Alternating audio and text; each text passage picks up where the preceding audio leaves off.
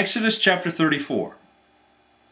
The Lord said to Moses, "Chisel out 2 stone tablets like the first ones, and I will write on them the words which were on the first tablets, which you broke. Be ready in the morning, and then come up to Mount Sinai. Present yourself to me there on top of the mountain. No one is to come with you or be seen anywhere on the mountain, not even the flocks and the herds may graze in front of the mountain." So Moses chiseled out 2 stone tablets like the first ones, and went up Mount Sinai early in the morning, as the Lord had commanded him. And he carried the 2 stone tablets in his hands. Then the Lord came down in a cloud, and stood there with him, and proclaimed his name, the Lord.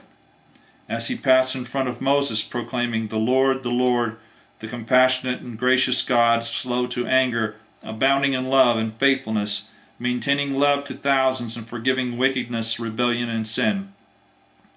Yet he does not leave the guilty unpunished. He punishes the children and their children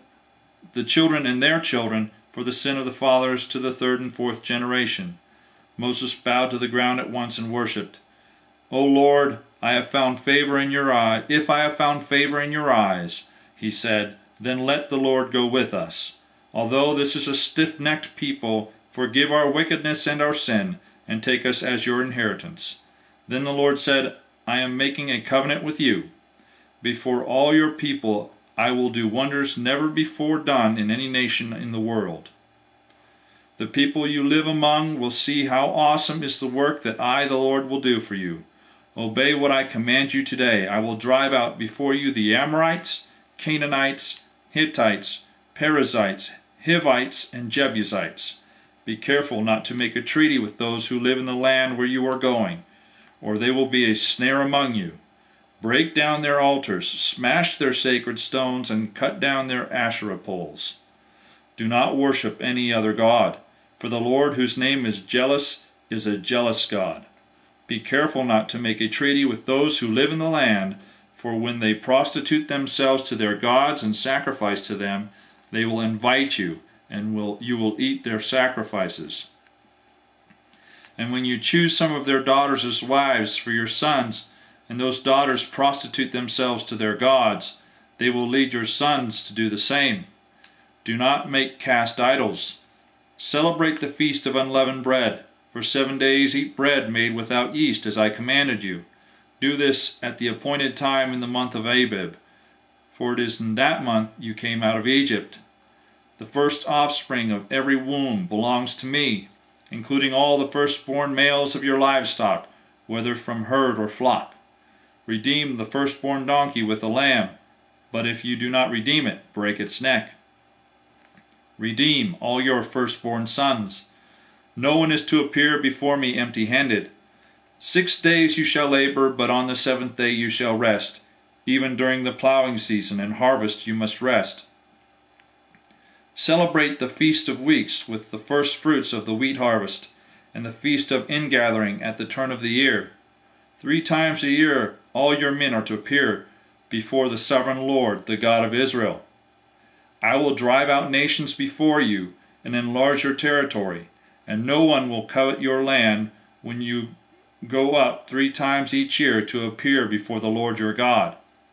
Do not offer the blood of a sacrifice to me along with anything containing yeast, and do not let any of the sacrifice from the Passover feast remain until morning. Bring the best of the first fruits of your soil to the house of the Lord your God.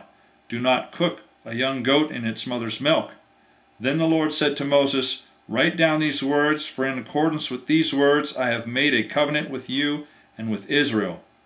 Moses was there with the Lord 40 days and 40 nights, without eating bread or drinking water. And he wrote on the tablets the words of the covenant, the 10 Commandments. When Moses came down from Mount Sinai with the 2 tablets of the testimony in his hands, he was not aware that his face was radiant, because he had spoken with the Lord. When Aaron and all the Israelites saw Moses, his face was radiant, and they were afraid to come near him. But Moses called to them, so Aaron and all the leaders of the community came back to him, and he spoke to them. Afterward all the Israelites came near him, and he gave them all the commands the Lord had given him on Mount Sinai. When Moses finished speaking to them, he put a veil over his face. But whenever he entered the Lord's presence to speak with him, he removed the veil until he came out. And when he came out and told the Israelites what he had been commanded, they saw that his face was radiant. Then Moses would put the veil back over his face until he went in to speak with the Lord. That is the end of Exodus chapter 34.